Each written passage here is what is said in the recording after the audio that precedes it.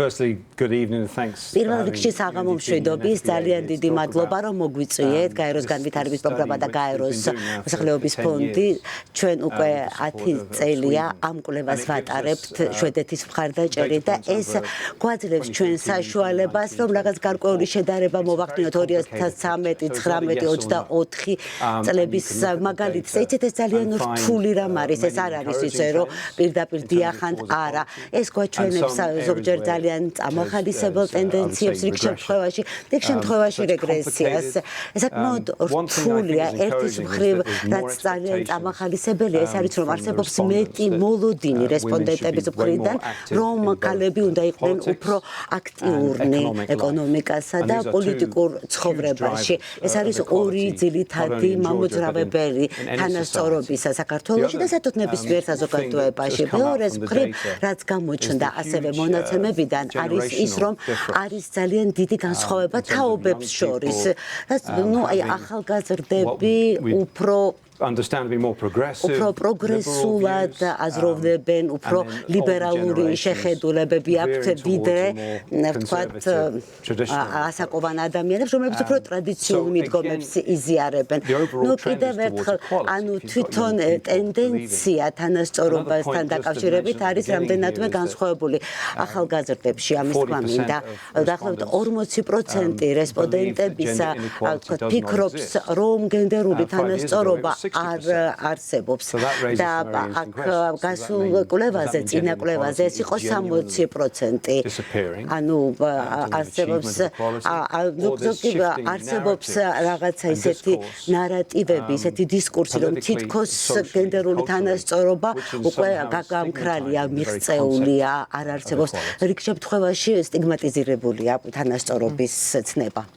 მარიკა, ასევე კვლევა მოიცავს ისეთი მნიშვნელოვანი საკითხის განხილვას, როგორც არის ამ შემთხვევაში საშინაო შრომის განაწილება და ჩვენ გვაინტერესებს ხადია როგორია შედარებითი ანალიზი ამ თვალსაზრისით და დღეს 21 საუკუნეში 2024 წელს ისევ ფიქრობს თუ არა ხალხი იმას, რომ ოჯახური ვალდებულებები და აუნაზღაურებელი შრომა არის ექსკლუზიურად მხოლოდ და მხოლოდ ქალების პასუხისმგებლობა.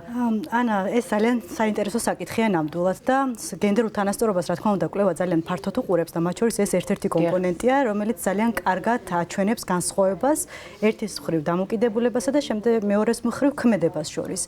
და სხვათა შორის 2019-შიც და 2024-ში ჩატარებულმა კვლევამ ორივე მაჩვენა, რომ დამოკიდებულება იცვლება ხშირ შემთხვევაში დადებითისკენ, მაგრამ არ გადაითარგმნება ეს ყველაფერი უკვე ქმედებაში. ანუ არ იცვლება საქციელი მოსახლეობის.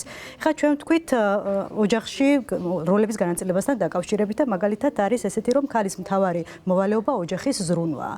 2019-თან შედარებით დაახლოებით 9%-ით მეტი ეთანხმება ამ მოსაზრებას, მაგრამ თუ ჩვენ ამას ჩავშლით უკვე ასაკობრივ ჭრილში, ბატონმა დაგმა ახსენა, ძალიან დიდი განსხვავება ახალგაზრდებს შორის და განსაკუთრებით ახალგაზრდა ქალებს შორის. დაახლოებით მხოლოდ 29% ეთანხმება მოსაზრებას ახალგაზრდა ქალების შემთხვევაში და თქვათ 49 ახალგაზრდა კაცების შემთხვევაში, მაგრამ ასაკობრივად ახალგაზრდები გაცილებით უფრო პროგრესულად არიან განწყობილი. ან თუ კიდე ავიღებთ სხვა პოსტულატს, რომელიც არის მაგალითად, რომ ოჯახში საბოლოო სიტყვა კაცს ეკუთვნის, ამასთან დაკავშირებითაც ძალიან საინტერესო სურათი არის და დაახლოებით 50% იყო 2019 წელს და დღეს არის 57%. და ბოლოს აქვე დავამატებ, რომ როლები და გენდერული ანუ საქმიანობა ოჯახში მაინც ჯერ კიდევ განპირობებულია გენდერული როლების მიხედვით. ანუ ეს მაინც მოიაზრება როგორც ქალის საქმე ოჯახში. ერთადერთი საკითხი, სადაც აი თანაბარ გადანაწილებას მაინც ემხრობოდნენ, ეს იყო ბავშვის მოვლის საკითხი. მაგრამ აქაც კი ჩაშლის შემთხვევაში აი საქციელში არის ისევ და ისევ განსხვავება.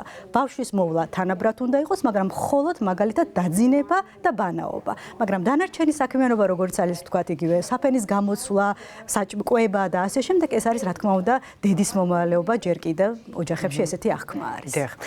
თქვენ ახსენეთ რომ და ეს კიდევ ერთხელ მინდა ამას ხაზი გავუსვა 2013 წელს ქალთა პოლიტიკურ მონაწილეობას მხარი დაუჭირა გამოკითხულთა 50%-მა ეს მაჩვენებელი წელს გაზრდილია მნიშვნელოვნად და შეიძლება ითქვას რომ ქალებისა და კაცების უმრავლესობა მხარს უჭერს გენდერულ კვოტირებასა და ქალების უფრო აქტიურ მონაწილეობას პოლიტიკაში. აი რით იხსნით ამას? რამ განაპირობა თქვენი შეფასებით ეს ცვლილებები?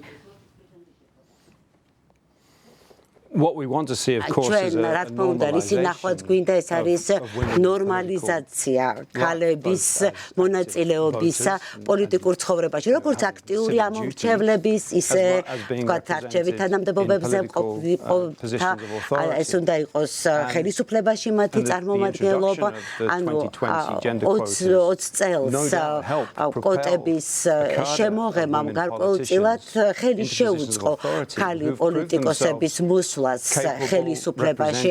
მათ შეძლეს, რომ ყოფილიყვნენ რეპრეზენტატიული, კომპეტენტური, დინამიური, რამაც წაგვიყვანა უფრო ნორმალიზებული, გენდერულად თანასწორი პოლიტიკური გარემოსკენ და ჩვენ დავინახეთ, რა შეიძლება გააკეთოს, ვთქვათ, გაწევამ გენდერული კვოტის.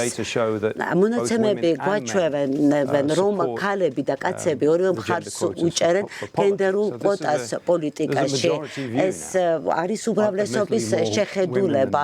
ნუ უფრო მეტი ქალები, კაცები მაინც რაღაცნაირად my sex here, but there's still მაგრამ მაინც არის მათში რაღაც გარკვეული სკეპტიციზმი. ნუ ესეთი რაღაცები ერთ წუთში არ იცვლება, მაგრამ მიმართულება არის პოზიტიური და ჩვენ უნდა გავაგრძელოთ ძალიან აქტიური მუშაობა, რომ მოვახდინოთ ნორმალიზება ამ გარემოს. განსაკუთრებით, როდესაც ვთქვათ, ამ წელს უკვე მუნიციპალური არჩევნები გვადგება კარგს და კიდევ ერთხელ უნდა ვთქვა, რომ ტენდენცია არის საკმაოდ ისეთი დადებითი, მეწარმე ქალები, კომპეტენტური ადამიანები თავიანთ სამუშაო ადგილებზე, ბიზნესში, რა თქმა უნდა, UNDP და UNFPA თავის მხრივ მხარს უჭერს ბიზნესის მფლობელ ქალებს, რომ მათ უფრო ადვილად კონდეთ წვდომა ბაზრებზე, მაგრამ მაინც ძალიან დიდია შრომის ბაზარზე გენდერული თანასწორობა, იმიტომ დაახლოებით 60%, ვთქვათ, 16.5% არის ქალების მხოლოდ წამყვან პოზიციებზე. ამიტომ ძალიან ბევრი რამ არის კიდევ გასაკეთებელი და ჩვენ ძალიან წახალისებული ვართ იმ ფაქტით, რომ არის გარკვეული მიმხებლობა ქალების ეკონომიკური ჩართულობის მიმართ და მათი პოლიტიკური საქმიანობის. მარიკა, და რაც შეეხება ქალთა მიმართ, როგორც ფიზიკურ, ისე სიტყვიერ, სექსუალურ თუ ეკონომიკურ ძალადობას, არ ვიცი დამეთანხმებით თუ არა, მაგრამ მე მგონი შევთანხმდებით ამ საკითხზე. იყო პერიოდი, როდესაც ქალებისა და კაცების გარკვეული ნაწილი მიიჩნევდა, რომ ქალმა უნდა მოითმინოს ძალადობა ოჯახის შენარჩუნების მიზნით. აი ამ ნაწილში წლევანდელი კვლევა რას გვეუბნება, როგორი ტენდენციები გამოიკვეთა ამ თვალსაზრისით?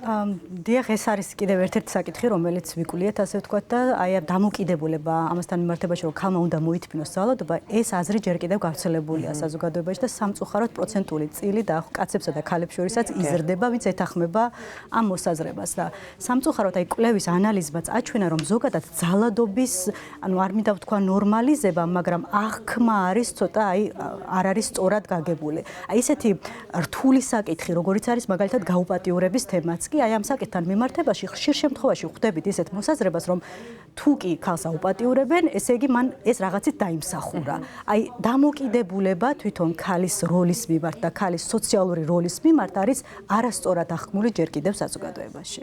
დიახ, ასევე კვლევაში იყო საუბარი იმაზე, რომ აი პირად ეკაუნთებზე, ეგრეთ წოდებულ ეკაუნთებზე წვდომა, რომ ეს ნორმალიზებულია თითქოს საზოგადოების გარკვეულ ნაწილში. სხვათა შორის ეს არის ერთი საკითხი, რომელიც პირველად, ანუ ამ რაუნდში გამოვიკვლიეთ და საინტერესო იყო, რომ ძალიან მოსახლეობის საკმაოდ დიდი რაოდენობა ეთანხმება, რომ კაცს აქვს უფლება იცოდეს პაროლი და ასე შემდეგ და გააკონტროლოს სოციალური ქსელი ქალის. ხო, და მისი აქტივ ჩვენ საუბრის მიმდინარეობისას არაერთხელ ვახსენეთ, რომ ახალგაზრდები რაღაცნაირად თითქოს უფრო მეტად უჭერენ მხარს თანასწორობის იდეას და ნაკლებად დოგმატურად უყურებენ თითქოს ქალების როლს საზოგადოებაში. როგორ ხსნით ამას? ეს მაინტერესებს. მიზეზებზე საუბარი ამ ნაწილში იქნება განსაკუთრებით საინტერესო, რატომ არიან ისინი გენდერულად უფრო სენსიტიურები? ანა, მოდით ვთქვათ, რომ საქართველო არის დიდი სივრცის ნაწილი და სხვათა შორის ეს არის ტრენდი, რომელიც გლობალურად არის გავრცელებული. პროგრესი მეტწილად არის ახალგაზრდებში ყველგან, მათ შორის საქართველოში და ახალგაზრდა ქალები უფრო კიდევ გამოირჩევიან ამ პროგრესით კაცებთან შედარებით. რატომ ამაზე მსჯელობა ძალიან რთული არის, რა თქმა უნდა, ეს არის გარკვეულად პირადი დამოკიდებულებები, პირადი გამოცდილება, რომელიც შემდეგ უკვე უცვლის დამოკიდებულებას, მაგრამ ჩვენ აქ საუბრობდით, რომ აი ამ შეხედულების, დამოკიდებულების ცვლა არ ხდება ბუნებრივია 1 წელიწადში, 5 წელიწადში, ამას ხანგრძლივი პერიოდი სჭირდება. თუმცა ეს არის საკმაოდ იმედის მომცემი იმ მხრივ, რომ საზოგადოება იცვლება, სწორედ ახალგაზრდები ცვლიან ამ საზოგადოებას და ამიტომ ჩვენთვისაც ეს არის ძალიან ნიშანდობლივი, იმიტომ რომ ინვესტირება, პროგრამირება კიდევ უფრო მეტად უნდა გახორციელდეს ახალგაზრდებში და ეს იქნება განათლების კუთხით, დასაქმების კუთხით თუ რაღაც შესაძლებლობის შექმნით მათთვის, ეს განავითარებს ახალგაზრდებს, ხელში უწყობს იმ პროგრესს, რომელიც ქვეყანაში რეალურად მიმდინარეობს და უფრო უკეთესი სურათი იქნება იმედია მომდევნო 5 წლის შემდეგ. და თქვენთან მექნება ბოლო შეკითხვა, თქვენი მოსაზრება ამ მხრივ იქნება განსაკუთრებით საინტერესო, რა უნდა გააკეთოს საქართველოს იმისათვის, რომ მიაღწიოს რეალურ გენდერულ თანასწორობას, რა იქნებოდა ყველაზე ეფექტური გზა ამ თვალსაზრისით თქვენი პერსპექტივით. I wish we had just to add water and მე mix. ძალიან გამეხარდებოდა რომ რაღაცა უცაბედი პასუხი მქონდეს ამ კითხვაზე. ნუ ალბათ მუშაობა ახალგაზრდებთან ეს აბსოლუტურად ცალსახა. Traditional stereotypes. იმიტომ რომ ისინი ნაკლებად არიან მოცული სტერეოტიპებით, უფრო ადვოკატირებას ახდენენ თანასწორობის, თანასწორობა, სამოქალაქო სწავლება, ადამიანის უფლებები, ეს აუცილებელია ახალგაზრდისთვის, ეს უნდა ისწავლოს მან ნებისმიერ ქვეყანაში. განსაკუთრებით საქართველოში, განსაკუთრებით ახლა სრულიად უმნიშვნელოვანესია, რომ აი ამ მიმართულებით იყოს მუშაობა.